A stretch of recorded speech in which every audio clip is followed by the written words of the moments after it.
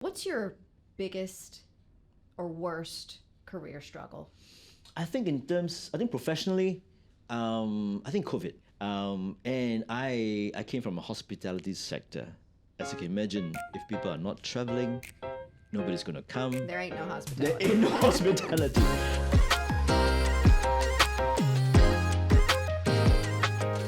Welcome to Pass the Power with me, Paige Parker.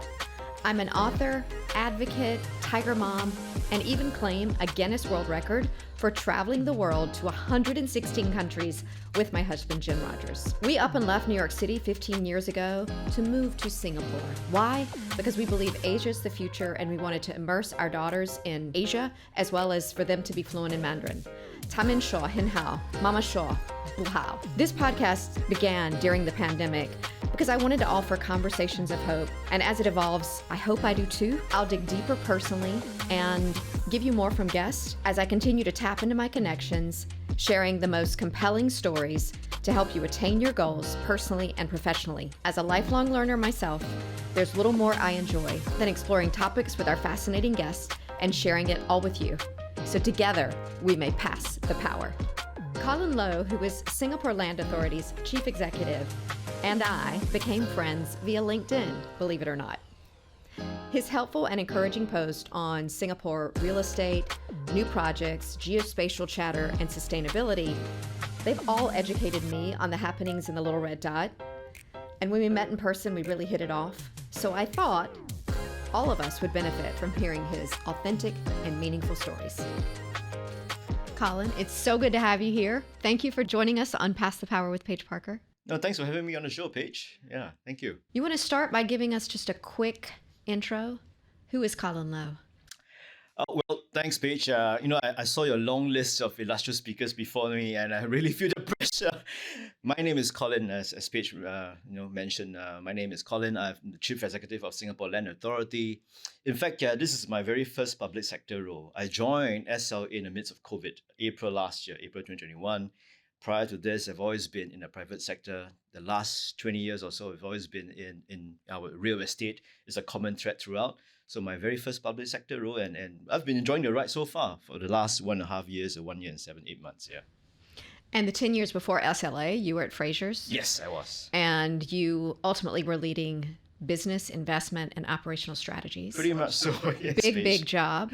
You were in London. You took this job. What there prepared you to lead Singapore Land Authority? Yeah. When I was with Frasers, I joined them in 2011 as a head of business development. This is for the hospitality side of Frasers. And when you're doing business development investment, you got to meet with different people. And I had the benefit of traveling pretty much across the world, Asia Pacific, Europe. And I think in that respect, I got to interact with a lot of different people from different cultures, different nationalities, and I think not just people from different geographies, but also different types of people. As you would know from a property real estate point of view, sometimes you get to meet the heads of tycoons, of owners. I mean, the owners of the hotels, the owners of service apartments, to the extent also fund managers, professional fund managers, but also through the course of hospitality work, you meet with the door boy, right? The chambermaids, the people working the operations. And I think it's nuancing. How do you communicate to different languages? How do you nuance your message accordingly to get what you want? And I think through Frasers, it's a mixed-use development, multi-asset class kind of an entity. Other than hospitality, there's residential, there's offices. I think that experience helped me in this current role in SLA to meet with different stakeholders. And now at SLA, and looking back to Frasers, what's the biggest challenge in the transition from the private sector to the public sector? A lot of people listening now are career-minded folks. They're looking for you to give them, kind of tangible takeaways. So how do you deal with the transition? Paige, lots of acronyms in the public sector. Something I'm getting used to as well, the different ABCs and EFGs and what have you. A lot of that, whether is it the name of a meeting, the name of an organization, the name of a department, that is something I'm getting used to as well. But as you rightly said, in the private sector in Frasers, the job that I was heading immediately prior to this role, I was the CEO of a hospitality REIT. It's listed on the Stock Exchange of Singapore, and it has a very singular KPI. That's to increase the distribution per unit. Very visible, very singular, very identifiable. I think the biggest challenge for me is that when you cross over to public sector, you do not have this singular KPI, because the work that you're doing is not just for economic use, it's about social and community use. Now, how do you label that? How do you quantify that? And I think with that comes the challenge as well, which is why I took on this role. And then COVID made a lot of people rethink about priorities. For me personally, it's really about how visible your KPIs are. And I think from that perspective, doesn't matter whether you're public sector or private sector, if the end users, consumers' lives are enriched. And I think that's the philosophy that we should adopt. But it also sounds in the transition that you were ready to make it about more than money. Yeah. But you're never ready. You can always prep yourselves, you can think about what you think you're ready for, but until you land up in that role, that's where the real situation happens, right? In terms of the KPIs that you have had, the different operational roles. But I think most importantly is the team that you have. It's about how you draw strength from a certain individual. A glass is always half empty or half full. It depends on perspective. So I think from that perspective, that's why I embrace, I enjoy it, and I'm still enjoying this process, leading the guys with me, working with me to see what the common good is for SLA. Because it's been, a year and a half? A year and a half, pretty much so. And are you trying to build your team with glass half full people? Yes. You have to have a few who are glass half empty, right, to balance it out. But absolutely. I think it's about culture, and in fact, Paige, I had my first session with the SLA colleagues through a town hall. My very first town hall. That was my very first interaction with all the colleagues, obviously over Zoom. I don't even recognize who my colleagues are. And in that town hall, which is held in July 2021, 3 months after I first joined, I went very personal. I had prepared a deck of slides, and I showed pictures of who I was, where I grew up in. I grew up in Redhill in a 3-room flat, where I stayed with my extended family. So 8 members of the family and 2 families in a 3-room flat in Redhill. And I showed them about primary school, my secondary school, national service, of course, for the Singaporean men in us, as well as every step of my career path so far, starting from a bank, and then to Ascot Group, business development.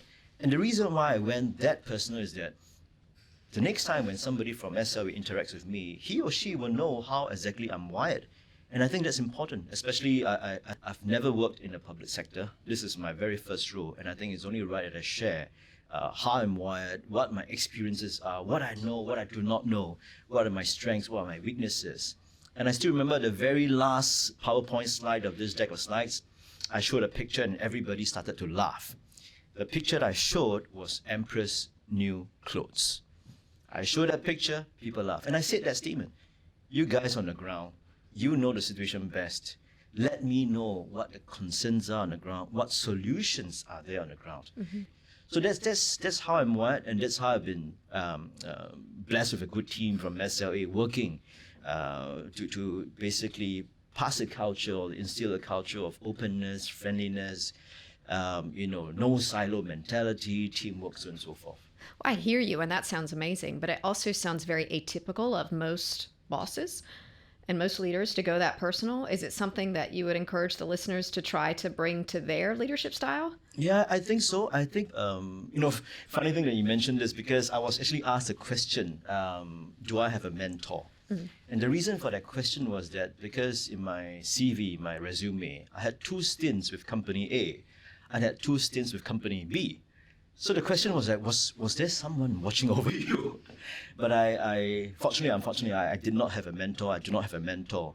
And coming back to your question, I say the one thing is that be authentic. Mm-hmm. Just be the person that you are. I mean, you know your strengths, you know your weaknesses.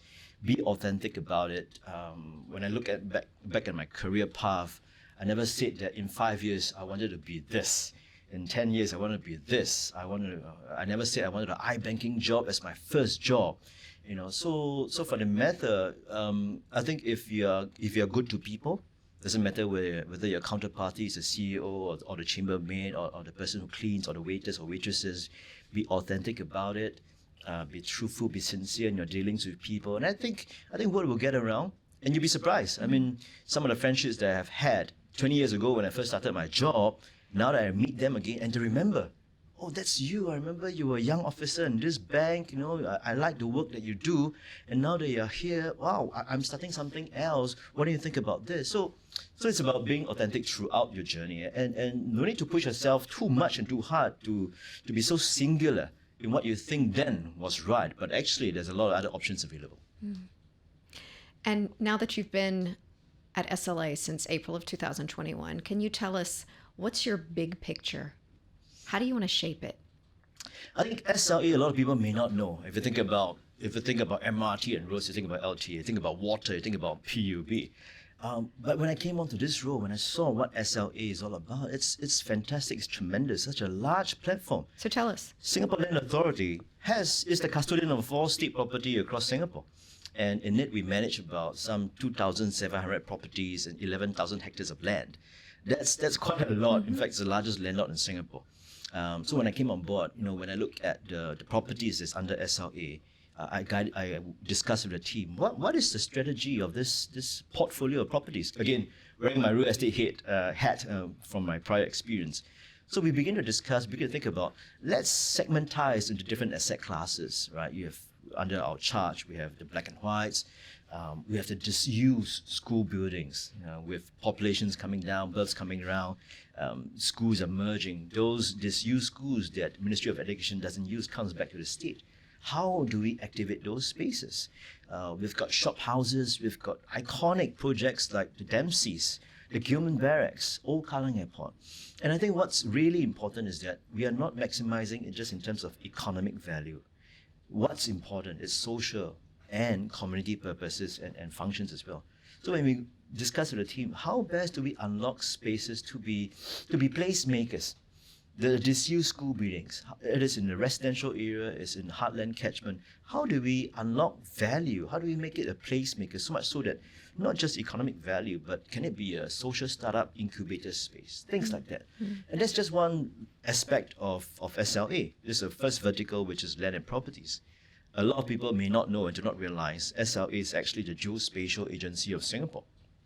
Honestly, Paige, when I first came on board, when I first heard of the term geospatial, I thought it's a combination of geography, geology, outer space, completely unaware, but it's not. Simply put, it's about location. Think about those days back in the past when we visited another country, we had to use paper maps, right?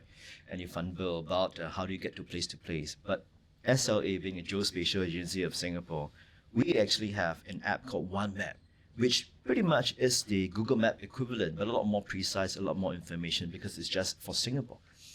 So how do we democratize it? How do you mainstream it? It need not be just for the planners. Of course, the planners in Singapore utilize that for their planning. But back to democratizing it, as an end user, you may be a business consumer, you may be a SME that's in charge of landscaping, for example, or parks, or for the matter, pest control. How do you use location technology for the businesses, which involves routing, where location is very important for a perspective? So that's what we've been doing for the last X number of months. Well, I wanted to ask you on the geospatial idea. It's something that I see more and more on LinkedIn. Yeah. And as the population ages and they have physical challenges and they can't get around as well, and for those people that actually have mobility issues, mobility issues, how do we make this kind of living mainstream and in the planning so that everybody's served? Yeah, that's exactly what we're talking about. And is this from kind of government mandated down to you, or how do you have this charge? No, I think it was in the works already. I think a lot of people do realize that we've got One Map, we've got Geospatial. That's a lot more than can be done. I think we're just scraping the surface. So since I've come on board, we have been energizing the team to look at what other possibilities there are. And to the extent that you mentioned about mobility, most recently we met up with a mayor of one constituency in Singapore. And what we said to the mayor was that, Mayor, we have One Map app. I think there's a lot more can be done if you want to help the poor and needy amongst you, the constituents that are living in your vicinity. Why I say that? Because a lot of times well-intended corporate donors will donate money. Volunteers will deliver a pack of goods, right? You have your Maggi mee, the instant noodles, your bag of rice. Canned food. But actually, are you really meeting their needs? Because if you visited some of these old folks, I remember watching a Channel 8 kind of a documentary where they visited some of these old folks in their house. When they opened their cupboard, they've got stacks of rice, piles of canned food, and instant noodles have gone bad. So what about mapping those specific needs to those families in a more targeted way? I think from that perspective, you reduce wastage, you reduce resources, and I think you meet the needs of the individual clients as well. So But is that something that a nonprofit's going to do, or you're saying SLA is going to take that on? we're saying that what we're saying is that SLA has this technology, this platform. We don't want to be prescriptive. We don't want to imagine what you would do, but be aware of this, and then Such ideate opportunity. yourself. Exactly. And the mayor came back to say, he or she said, I can't say it, but there are not many mayors in Singapore. He or she said, you know what? Why don't we map inclusive employers on the map? And I thought that's a fantastic idea. If you're physically challenged, you would probably want to hunt for an inclusive employer that's nearest to your home, your residence, because traveling or commuting could be an issue. And that's what we're talking about. Again, do not be prescriptive. Create awareness. Let the end users, because they know the problems on the ground, let them ideate the solutions. Engage with Paige. This year, I have no New Year's resolutions. Instead, I have a word to guide me, almost like a mantra to direct my mind, body, and soul. My word is accepting, because my daughters challenged me to make this my word. At first, I was a bit insulted, because I feel like I'm open-minded, accepting, and relevant, but not in my daughters' minds. So I shall persevere to see things more broadly, perhaps trying to see things through their eyes. I'll aim to see their points, life experiences, and challenges with a more open heart, open mind, though I will not throw my moral compass to the wind. And maybe I'll even be a little more accepting of myself, since I rarely cut myself any slack. Join me and pick your word. Will it be joy, authenticity, balance? Let me know. Yeah. No, I mean, this is very uplifting, but I want to bring up one thing. About 10 years ago, I bid on but failed to get a black and white. It's a precious commodity, Paige. And the process was completely antiquated. Right. I had to bid with a paper ballot. Yeah. You don't know what the other person is bidding. Yeah. I looked online this morning to make sure that it's still done this way. And you still have to do it through a sealed envelope to an SLA box when you're putting in your tender. So don't we want to put the bidding process online, join the 21st century, and it's going to actually maximize profit for SLA? Yeah. Paige, you're absolutely right. In fact, the team is looking into this. So it's all about customer interface. It's about CX, right? And UX, right? User experience. So from that perspective, we discuss internally as well. How do we make a process like this as seamless as possible, as fast-free as possible? And I said to the team, let's not look at what the other governmental agencies in different countries are doing. Let's look at the booking engine. It's essentially a booking engine. Mm-hmm. Who are the best booking engines in this world? Let's talk about Airbnb. How can we learn? Obviously, Airbnb has a very large IT budget. We don't have that kind of budget. But are there elements of Airbnb's booking system or engine that works that we can follow? So things like user interface, a website. I think if you go to this morning, the website you probably went into, it's probably very regulated. Mm-hmm. It feels very stoic, right? There are different boxes here and there. It's a lot of information. I think in that respect, we ought to change that. In fact, the team is looking into that, trying to revamp the website, the booking website. It's got to be interactive. It's got to be personal. So what you may see in the new revamp is that you've got a large picture, not just of the property, but of the lifestyle of the property. That's what gets people engaged. Then information about the property attributes, the GFA, the NLA, the land size, when is it coming on board? Yeah, I think that's super important, because I know recently when I was looking, it's you find out about something a month before, and when we're looking at changing where we're going to live, it happens more than 30 days in advance. Right.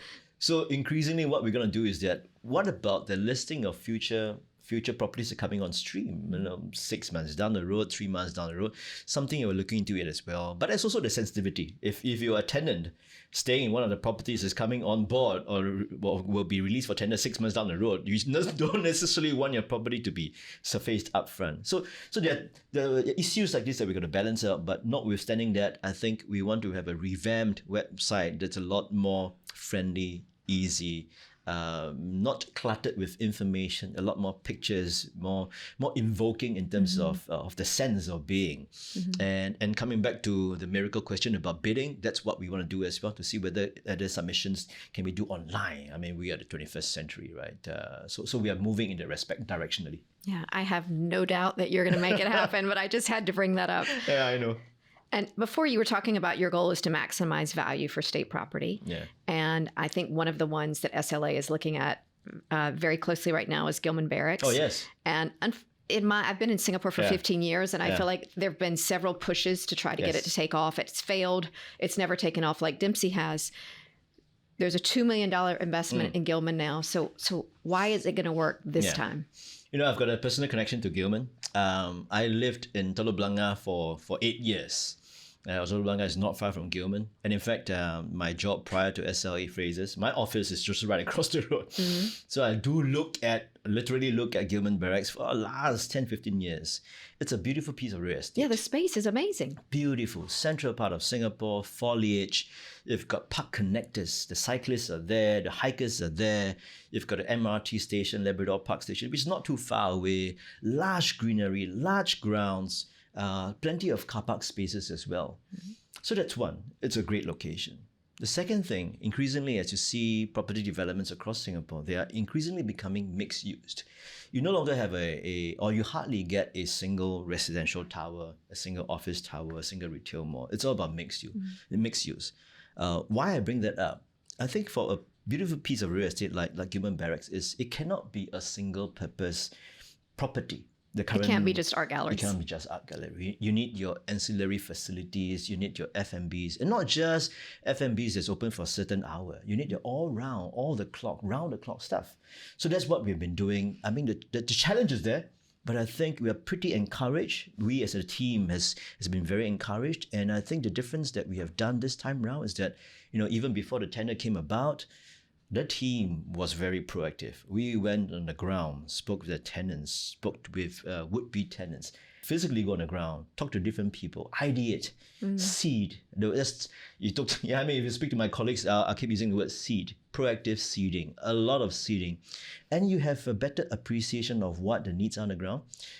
When we launched the tender for 5 units, the results we just announced 2-3 weeks ago, very encouraged by it. People the would-be tenants, some in very interesting names, 2 new names. Even the current incumbent tenants, they're refreshing it. And I think the other important point I want to make is that not just in terms of mixed-use development, it's the way how SLA conducts its tender. It's not the highest renter will win. In fact, specific to this SLA Gilman Barracks tender, we went on a price and quality approach. A higher weightage was given to quality. So it was 40% based on price, 60% based on quality, meaning what is the business idea that you will bring to the table? How much capex are you going to do? And we also included sustainability points. If you have water saving features, you have LED features, if you have community involvement, then you get more points. EV charging that came about as well, and I think that's the space that SLA can play and should play. Otherwise, we're no different from another real estate investment trust that tries to maximize, financial returns.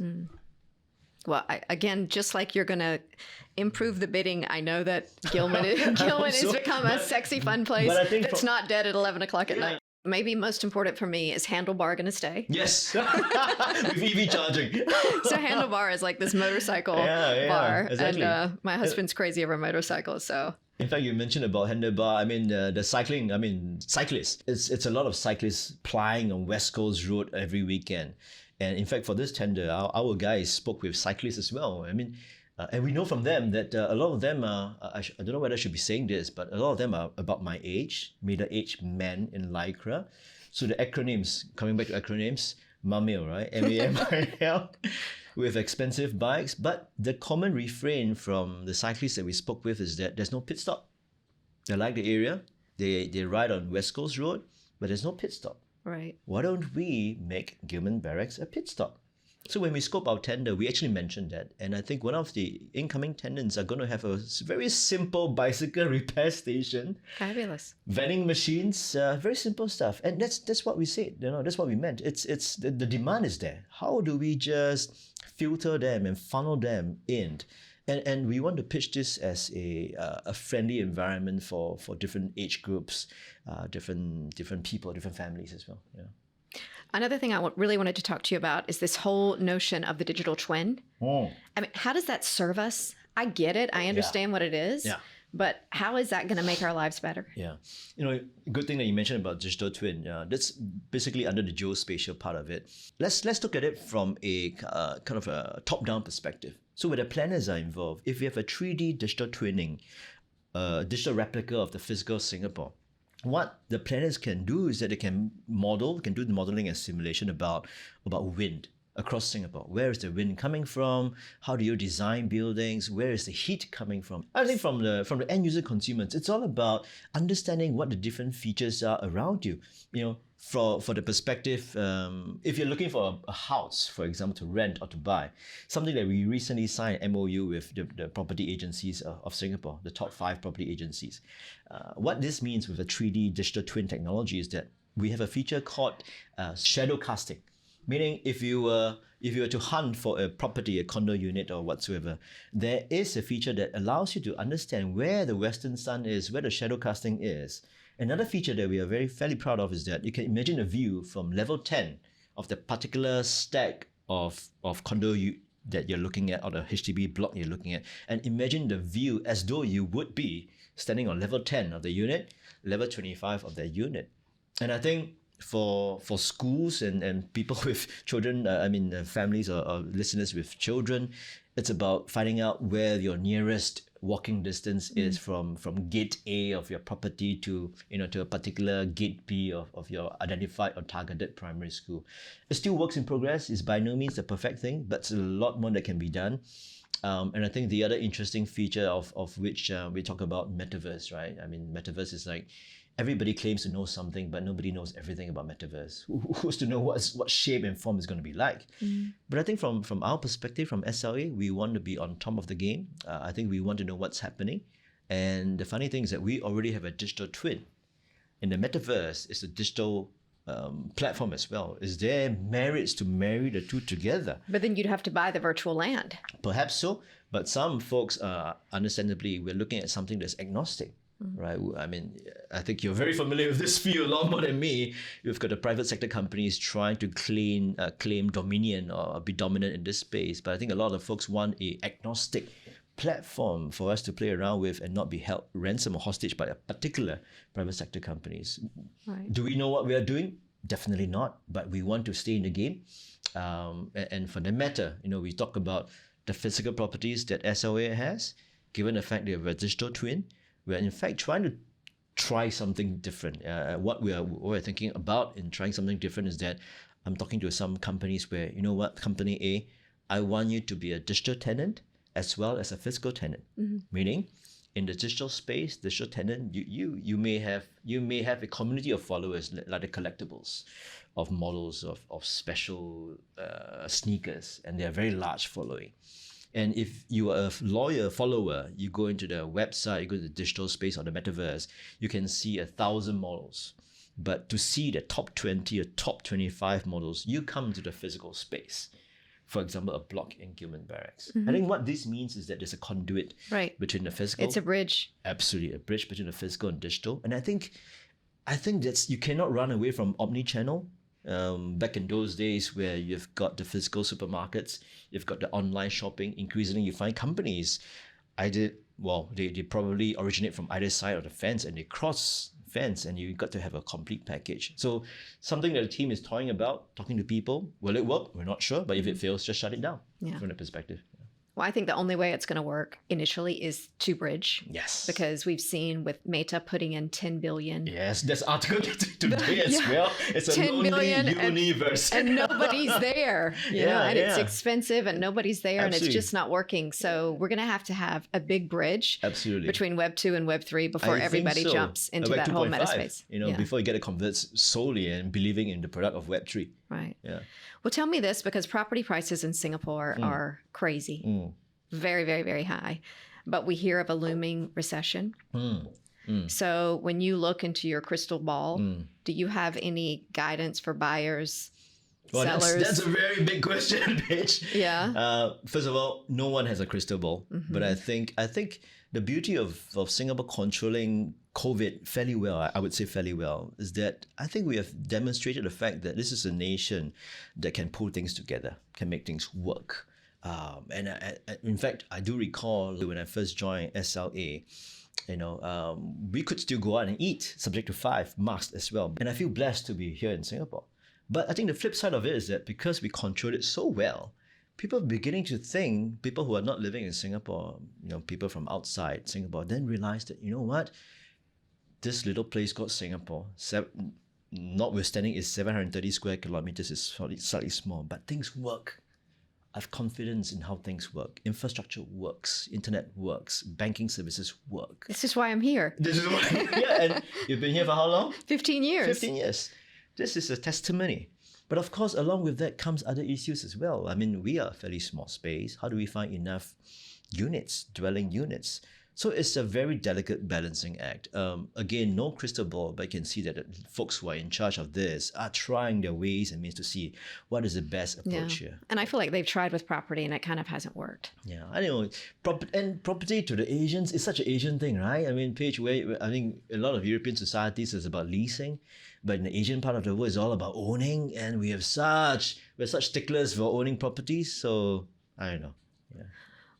Many people listening to the podcast, it's a young demographic. They're very interested in sustainability. We talked about the EV charging at Gilman. Yeah. So how heavy is sustainability playing at SLA? I'm very conscious of much of the land in Singapore is reclaimed land. We've got rising sea levels. Yeah. Is it something you stress over? Very large part of the work. In fact, I mentioned about 2,700 properties. These are old properties. These are not new properties. In fact, adaptive use of a property, to me, is sustainable itself. Instead of demolishing a property and then you build up again, think about the carbon footprint that you have laid. But if we already have existing properties, why don't we make use of it? I mentioned about disused school buildings, right? Large grounds, large car parks, easy ingress, easy egress, and in a catchment of heartland locations. Why can't we make them or convert them into incubator spaces? Think about the school hall. It could be a last quarter mile fulfillment center, parcel sorting. Think about the canteen. It can be a ghost kitchen. Think about the classrooms, level 1 to 3, very low-rise classrooms, pretty much modular in that sense. Why don't we get social incubator spaces? Be there, and then have a low rental from the perspective, as I mentioned, we do on a PEQ basis. The large fields, the courtyards, community bonding, community farms. So I think a lot of that can be done. I mentioned earlier in terms of the new tenders, the Gilman Barracks of the world, we are incorporating sustainability factors into it as well. Something I want to mention about sustainable is that, geospatial, in fact, it can be a critical enabler for sustainability. In fact, last month, SLA signed a Memorandum of Understanding, MOU, with NUS, the Center of Climate Change, headed by Professor Koh Lian Pin. What this MOU does is that ProfSco's team now has access to all the data to better estimate carbon sinks across Singapore. Why? Because, as you can imagine, SLA, we have a digital map, we have got one map. We actually take area photographs of Singapore, and we go on the ground when you have the car that is mounted on the 360-degree camera. We're taking LiDAR scans of the whole of Singapore. So what this means is that when there are places of carbon sink, the forest, for example, different species of trees has been mapped out. I think ProfSco's team now has a better approximation, better realization, estimation of exactly how to quantify the amount of carbon sinks in different parts of the world. That's just one. Second thing, we think about climate change. Not just a city-state, Singapore is an island. So it is an existential threat. I think listeners may not know this, but 30% of Singapore actually lies less than 5 meters above the mean sea level. And we don't have much to start with. With 3D digital twinning, with all this data, what it means is that I think planners can do forecasting, modeling, and simulation of inland flooding. If heavy rainfall occurs at what rate, which areas will be affected. So some of the things are important. I mentioned about the fact that we have a one map, something you're tinkering about. Why don't we think about a green map of sorts over and above a one map? Meaning, I spoke about carbon sink. Which are the areas that has carbon sink and what quantities? That's one. EV charging points, for example. Where are they? We know they are there, but where exactly are they? You think about solar. Which parts of Singapore has solar potential at its maximum? Which parts are not? Think about it seems like there's so much potential stations. here. Many things. And we don't want to be prescriptive. We want to raise awareness. The folks on the ground who are in this business, they know exactly what to do. Yeah. Well, one of the things I love that you said is the whole idea of community farming. Yeah. That's like such a cool idea. And I think you have so many young people who would really want to be a part of that. And the other thing is you were talking about flooding. Yeah. And it still blows my mind after living here for 15 years that when it rains, people can't drive here. Yeah. You know, people cannot drive when it rains in Singapore, and it rains all the time. It's like you should be able to drive in the rain these days. Of course, we are blessed to live in this little island where when we say flooding is by no means equivalent to the flooding that you hear overseas. Yes. It's really inconvenience more than calamities from the perspective. It's true. But having said that, there's always room for improvement. I'm joking about not, but it just kills me that every time there's rain, and it's like traffic's at a standstill. Yeah. But we live on the equator. We get rain. It's going to happen all the time. Yeah. Yeah. So I want to focus more now kind of on your career struggles and your advice to our listeners out there. Yeah. What's your biggest or worst career struggle? I think professionally, I think COVID. COVID really, I don't think there was any event like a COVID.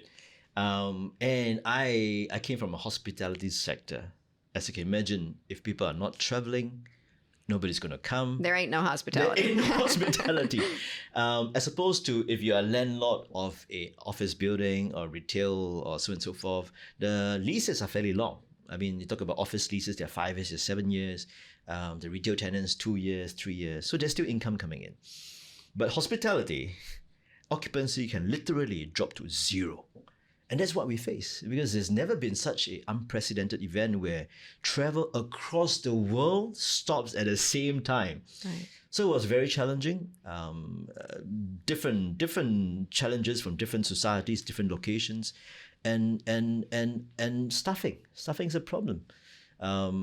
When we had SARS back then, right, in 2003, it was 3 months. We thought it would fairly end soon, and it did. I think pretty much within 5 months it ended. But when we were in January 2020, we thought this would be like SARS. Right. Let's have a 3 months plan. Let's have a 6 months plan. Who's to know that it went on for so long? But these are calamities that the world gave you. Have you had any struggles that you've overcome? Yeah. I think the reason why personally? I mentioned this because it translated to something personal, because with hospitality, you've got a full strength of staffing. So how do you weigh that balance? Because there's no way that you can actually get everybody still on a payroll for 2 years without any kind of a business coming in. So that was very hard decisions personally. And it wasn't an easy decision to make that we have to ask some people to go. But I mean, I think it was very deliberate. We kept it voluntarily in that sense. And some people took it. And the remaining stuff that we have, we got to see how best to energize them in a different way. So whilst it may be a calamity that's pretty much across board, but how it hits every one of us individually is quite different. And just to add on that point about how COVID hit people, when I first joined, the very first day I joined an organization, I remember it was all my heads of departments in the boardroom, and I said thank you. And the reason why I said this was because of this, right? During COVID, when we had safety distancing, remember those days, where there's 2 meters, there's 1 meter, and then you have safe distancing ambassadors, SDAs, right? They were prowling around telling people, stay away, kept to 5. I didn't know that those SDAs that I saw walking around Dempsey, I thought they were contracted or displaced staff from the airline industry, hospitality industry. But little did I know now that actually for the very first 6 months to 9 months when COVID first hit, those SDAs walking around Dempsey, which is an SLA property, are actually my 9 to 5 colleagues So over and above their regular day work, a lot of them stepped up, volunteered to be SDAs. And back then, that was pre-vaccine. So imagine the stigma, right? Those folks with young families volunteered for this, stepped up in the evenings, and it wasn't an easy job, right? Telling people to buzz off, wear your mask properly. And so not just limited to SLA, but across board, the folks that you see, SDAs in the parks, from M Parks, these are all volunteers for the first, at least 6 to 9 months. So very, very humbling experience. Yeah, you're rightly proud of them. Yeah. Colin, tell me, are there certain habits that you think are important for success? When I think back, I think read widely. For me personally, I find a lot of comfort in reading autobiographies, not those books that extol 10 leadership traits, but rather what a certain business person went through. I mentioned earlier that I did not have a mentor, but in fact, I find mentorship from those books that I read, be it Trevor Noah, how did he come from South Africa to be the very popular comedian, the struggles that he went through. Be it Bob Iger, the previous CEO of Disney, how he has changed the business, the challenges that he faced. And funnily enough, when you read through some of these stories, there is a parallel to what you are going through. So from that perspective, read widely. And the reason why I say this is also because, as I mentioned, I did business development across different countries. Sometimes when you're talking to a foreigner, be it a Japanese or a German, you'll be surprised what the connection will be if you happen to read something off the cuff, a particular sake from a particular county in Japan, a prefecture. And when you mention this to your Japanese counterpart, you can talk about business all you want, but that little mention of the sake endears him or she a lot more than myself. And then you'll be surprised what kind of follow-up conversations there'll be. That's the attachment. And I mentioned this very openly, and I said read newspapers as well. Back in phrases when I was interviewing, I was on the interviewer panel for the young folks about management associates. I asked the younger folks, I'm not generalizing here, I'm not stereotyping, how do you consume? Where do you read your news? A lot of them said social media. And we all know how social media works, right? Silos. It's an echo chamber. Because you read a certain stuff, more of that stuff will get pushed to you. And then you find that, you're missing out all these other bits of information. But I would argue newspapers are much the same. So if you're going to read newspapers, you need to read broadly. Actually, you know what? Listen to Paige podcast. That's where you get a more varied sense, in that sense, and inputs. Well, can you tell us, do you have any self-doubts that plague you still today? Always, always. And I think self-doubt is good. It forces you to take stock, check back. Like I said, this is my very first public sector role. When I came on board, people are going, who is this person? How is he wired? And that's what I mentioned earlier. I was just being brutally honest. I shared very personally my upbringing and all that. And I think that's the authenticity that I spoke about. That's important. Self-doubt in the sense that when I say something, a lot of people, as you would know, right, people would nod their heads in the agreement, but you really, really, really would never know how they really think. So where is that channel? How do you create a channel? Well, I know that you have 3 young children. Yes, I do, yeah. And I also know that work-life balance is something that is on everybody's tongue. It's something that everybody's very worried about. So do you have any guidance on how to have a healthy work-life balance? I don't know whether I'm equipped nor at the right place to give advice. Paige, you have two very energetic young daughters as well. But I think COVID is the largest social experiment. In a way, COVID hits as all its pitfalls and everything else. But you also introduced working from home. And I think parents of young children, or not just young children, but if you have elderly parents, I really appreciated the fact that, sometimes when you have a Zoom call at night, it really allows you to send your kid to school, perhaps your youngest kid for kindergarten. Otherwise, a lot of us would have spent time traveling, commuting on buses, trains, or even driving to work. So the little advice, I wouldn't say it's advice, but what I went through, it's really try to find some time with your children. And the funny thing about COVID, we couldn't travel. So in my previous Frasers role, I had to travel a lot. With COVID, you couldn't travel. You begin to appreciate the little things in life. Now that we are pretty much, hopefully the tail end of COVID, things are resuming. In fact, what we're having right now is revenge travel. Revenge spending. Right? I see revenge it. spending. Yes. It brings you a different slant, a different slant of things, but it's all about balancing, I think, and not bring things back home. I do clear my emails at home, but the issues, I try to live it as much as possible because I don't think any issue will be insurmountable from their respect. Yeah. Right. Well, one of the things I do appreciate that happened because of COVID is that whole idea of a Zoom meeting. Yeah. Because there are times, like for me, looking at you face to face as we have this conversation, that I think makes it more engaging and more interesting. Definitely. But I do think that when you're doing an organizational meeting, it's very easy to do it through Zoom. And so that also allows you to spend more time at home. So I appreciate that too. But the flip side of a Zoom meeting is I realized they pack Zoom meetings back to back. When you have a 9 to 10, the next one is 10 to 11, 11 to 12. There's no downtime at all. So it's about balancing. I mean, we need to have a little break in between, and all of us need downtime. Well, as we close, I wonder, is there a question you'd like to ask me? You have 2 young children, energetic daughters. Well, one is 14 and one is 19, so not so young. Different kind of issues, but why start this? Why start this Past the Power? What drives you? Yeah. It all started during COVID, and many people on Instagram were writing me, and they were kind of lost and wanted conversations of hope. Yeah. And I've been thinking about a podcast. I've been writing for the newspaper, and I was like, Yes, I I want to remember do that, this. I really want to do it. And I think the fact that I can have you here to perhaps inspire someone, embolden someone, engage someone to think about things differently, to look at life differently, to look at their career differently. That's why I want to do it, because I think we need that. Yeah. When you read the newspaper, when you listen to so much social media, it's just negativity.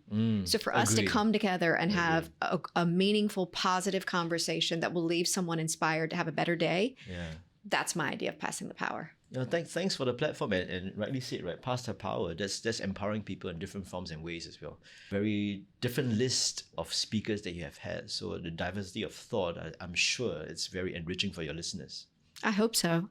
And on that note, can you end by giving us that best advice to pass the power on to our career-minded listeners? Be authentic.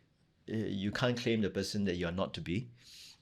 Be authentic, be truthful, treat everybody equally. And I grew up in Red Hill.